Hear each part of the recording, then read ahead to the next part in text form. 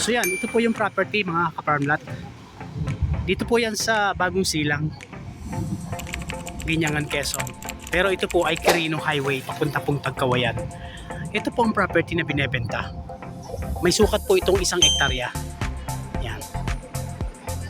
May bahay na po ito, concrete house.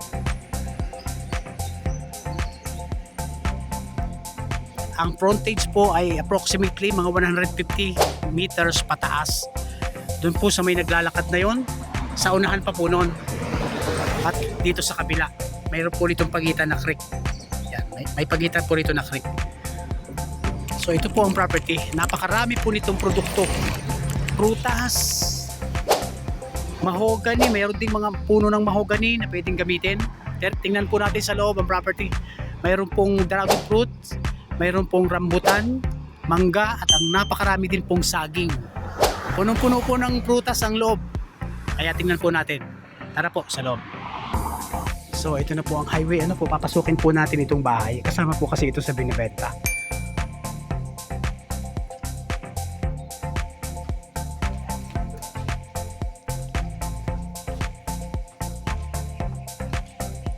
So ito po. Ito po yung bahay. Bago pa, bagong pintura pa. So yun po. Ang sukat po siguro ng bahay na ito ay ha? Socho? 18 by ano? 18 by 34. 34 oh. Tapos ilan ang kwarto? Tatlong kwarto ano? Dalawa lang. So ibig sabihin malaki ang sala niyan, tsaka ano? Kusina pa siya sa likod. Okay. Hindi na po natin mabuksan kasi wala pong susi. Tiles naman po ang loob niyan. Galing ano? Ano to yung dragon fruit? Puro dragon fruit. Tapos mayroon po siya sariling tangke. Nakita niyo naman po, may sarili pong tangke ano, kaya may source tayo ng tubig. May binakuran lang po niya ito pero sa labas po niyan, sako pa rin po yun. Ang dami palang bearing fruit dito. Pati po pala itong mga mahogany. Wow, pati. Ang boundary po nito ay sapa.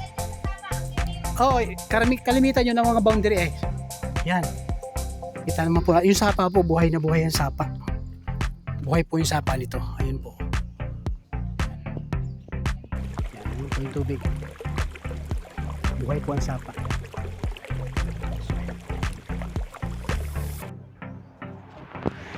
May sinturis. Ayan, dukban. Mahogany. Nakikita naman po natin mga mahogany. Daming mahogany. At sa likod.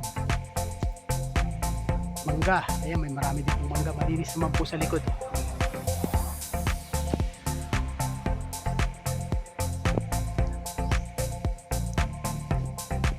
Ganda po ng bahay. So sa parting likod, merong rolling ang lupa. Yung pong ginagawa na yun, hindi tinuloy. Kasama pa rin. Oh, piggery talaga. Ano po? Kung concrete, ayun, hindi po na itutuloy nila yung piggery. Nando sa kabila, sa likod.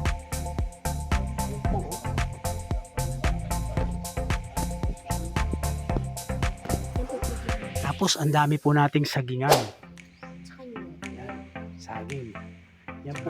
Puno ng produkto. Ayan, mayroon pa pala siya. Papakahirap tayo dito. Tapos ito po, rambutan. Rambutan po ito. Namumunga na rin po ito. At ang daming chiko. Wow. Chiko po yan.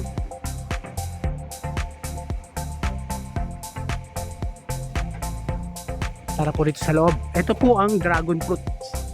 Napakarami po itong dragon fruit tree.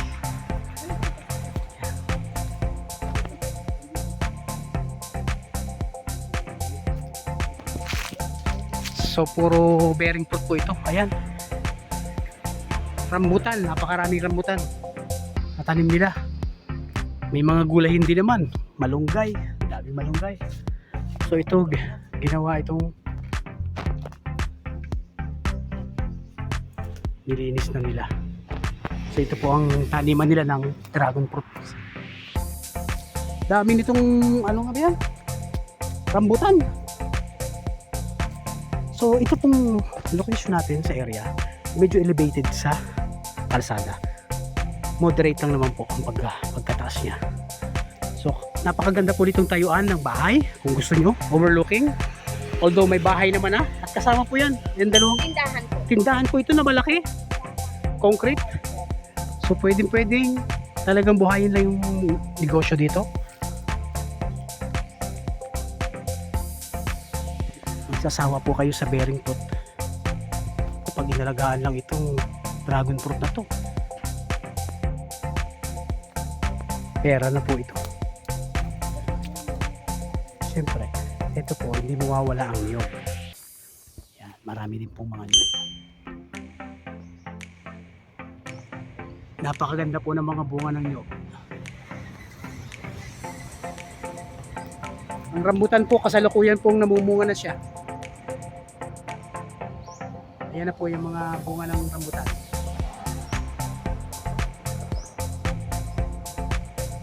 Malapit na po uli ang panahon ng rambutan. So nag-uumpisa na po silang mamunga. Dito po sa part na ito mayroong pababa na posisyon ng lupa, pero hindi naman po malaking at malalim.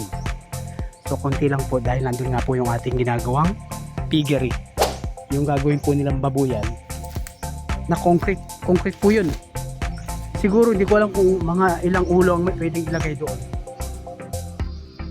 Nandito po tayo sa Bagong Silang, Binyangan, Quezon. 1 hectare po. Ang haba po ng frontage sa highway, approximately baka mga 150 ito. Yan, nakita nyo naman po sa boundary, sa paligid. Ito po ang kalsada. At ang mga mahogany, pwede na pong i-harvest yung iba. Lalamber na no? Yan.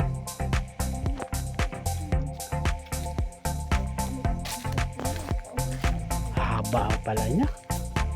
Haba pala ng frontage. So gandang-ganda po nitong for business. Pwede ring farm. Pa-farm kayo. Sagaan na sa prutas. Oh, kalamansi pala to. May kalamansian din po. Ito. Ayan po ang kalamansi. Ganda yung arrangement ng mga tanim nila.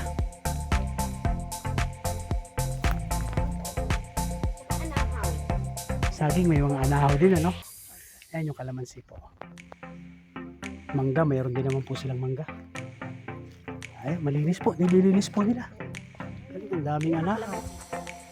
Ito, may mabababa pang kalamansi pero may mga matataas na rin. At ito po ay productive na. Namumunga na po lahat yung nakaharbisan na po yan.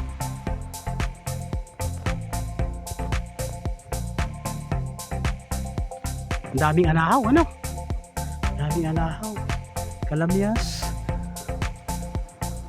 So ayan po. Ito po ay titulado. Buhay po ang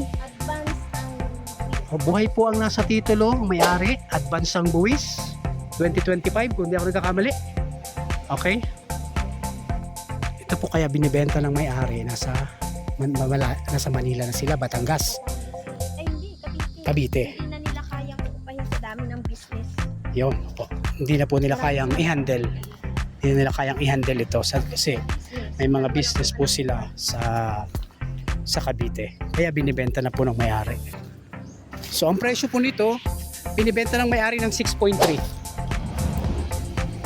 Kayo na lang po bahala makipag-usap sa may-ari para Ano naman ang tanong? makipag-negotiate. So, clean title naman po siya along highway Titira na at lang productive naman.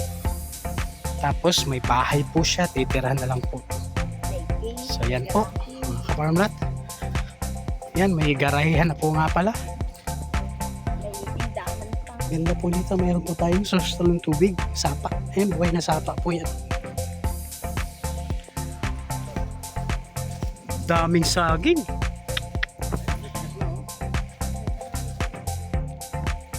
Hindi ko na alam na nito ano.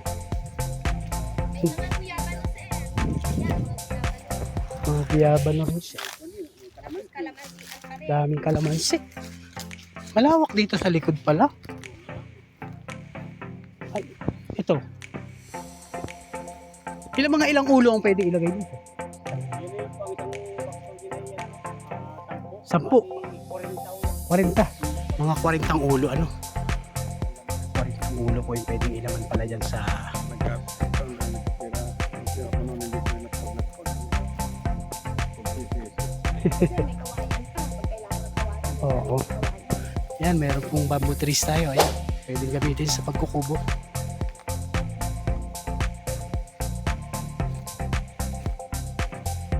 Daming kalamansi. Ayan. Pag nag-harvest lang ng kalamansi, magkano ang kalamansi ngayon? Namahal ng kalamansi, minsan nag-100 ang kilo. Sir, pwede ako makahingi ng ilang bunga? Ayan. So ayan, mga ka-farm lot. Ako ng bunga ng kalamansi. Ito po yung property nito. 1 hectare. Ayan ang pagitan. Ayan ang pagitan yan. Ayun.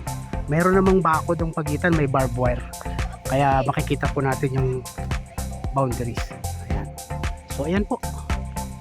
Salamat po sa inyong panonood. Kung meron po kayong ibang katanungan at para sa iba pang details at info, message na lang po ako sa number sa screen. Naka-flash sa screen. Subscribe na rin po. Maraming salamat po. God bless.